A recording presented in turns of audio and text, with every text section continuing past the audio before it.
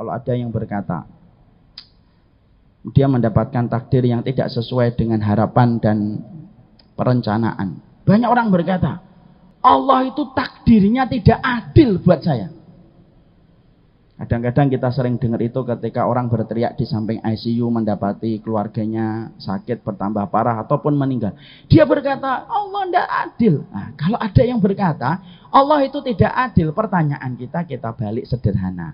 Kalau Allah tidak adil, terus siapa yang adil kalau Allah itu sudah kita sebut dengan sebutan yang tidak adil?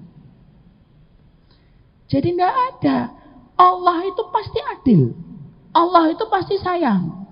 Kalau Allah ngirimkan berbagai macam peristiwa yang terjadi pada kehidupan kita, walaupun tampaknya itu pahit, tapi pasti ada kebaikan yang terkandung dalam setiap peristiwa. Apa yang kita lihat tidak menggambarkan apa yang akan kita dapatkan di masa mendatang. Sambilkan analogi yang sederhana. Kita, Bapak dan Ibu, kalau ada mendapati seorang ikhwan datang ke dokter. Ketika dia datang ke dokter, kemudian divonis sama dokter. Dokternya mengatakan, ini sudah berapa lama infeksinya, Pak? Sudah 3 bulan. Kok baru dibawa ke tempat kita hari ini? Ya, ini itu alasan disampaikan oleh pasien. Dokter memeriksa lagi. Akhirnya sang dokter dengan berat berkata, Pak, kami sudah mendiagnosa luka titanus dan infeksi pada kaki Bapak. Tidak ada jalan pengobatan kecuali satu. Jalan pengobatannya adalah Bapak harus diamputasi. Sang pasien ketika mendengar amputasi kan langsung kaget. Ya Allah. Lalu kemudian langsung berkata, yakin dok harus diamputasi? Iya. Perhatikan Pak, Ibu. Amputasi ketika disebut antara pasien sama dokter itu cara pandangnya beda. Dokter ketika mengatakan pasien itu konotasinya baik atau buruk? Dokter ketika mengatakan harus diamputasi baik atau buruk? Baik. Karena kalau Bapak tidak diamputasi, infeksinya menjalar ke atas, nyentuh ke lambung, nyentuh ke ginjal, nyampe ke jantung, sakitnya bisa beberapa kali lipat daripada sakit ketika titanusnya baru sampai di kaki.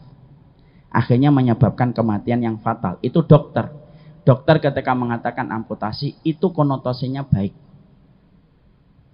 Beda dengan pasien. Pasien ketika mendengar amputasi, pasien itu nyangkanya, ya Rob, dari 2 kaki menjadi 1 kaki.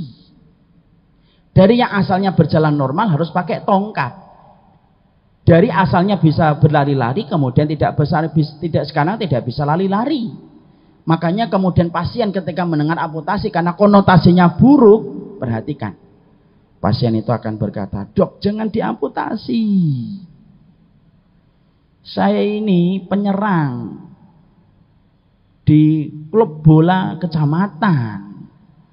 Kalau Bapak amputasi saya, terus gimana karir saya menjadi penyerang di klub sepak bola kecamatan? Di situ kita dapatin kata-katanya satu, amputasi. Tapi cara pandang dokter dengan cara pandang pasien itu beda banget. Kenapa pasien itu memandangnya itu buruk? Karena dia tidak tahu kalau dia tidak dipotong, fatal akibatnya, impactnya, penyakit itu bisa menjalar ke jantung, membunuh dia, mencekik pernafasan dia, dan akhirnya kematian. Tapi kenapa sang dokter ketika mengatakan amputasi itu baik? Karena ilmunya dokter itu berbeda dengan ilmu dan referensi sang pasien. Kita selama ini kalau membaca takdir, kita seringnya pandangan kita itu kayak pandangan pasien. Pandangannya itu adalah pandangan yang terbatas. Akhirnya kita nganggapnya jelek, akhirnya kita nganggapnya buruk. Padahal berapa banyak yang buruk dan jelek tetapi ternyata berujung kepada kebaikan hidup kita di masa mendatang. Cuma karena akal kita ya hanyalah sebongkah tangan, kemudian pandangan kita hanyalah sejarah apa yang tidak tertahan dengan tembok, akhirnya menjadikan kita sering mengatakan, ini takdir kok buruk banget ya. Kenapa kok tiba-tiba ada corona sih? Kenapa kok tiba-tiba ada gempa?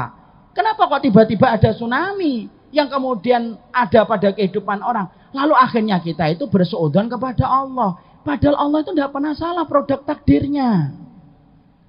Makanya apa yang kita jumpai itu buruk, bisa jadi itu kebaikan yang kita tidak tahu kapan kebaikan itu Allah akan berikan pada kehidupan kita. Lihat Rasulullah, Nabi Muhammad ketika beliau terusir dari kota Mekah, lalu kemudian terusir dari kota Mekah untuk pindah ke kota Madinah.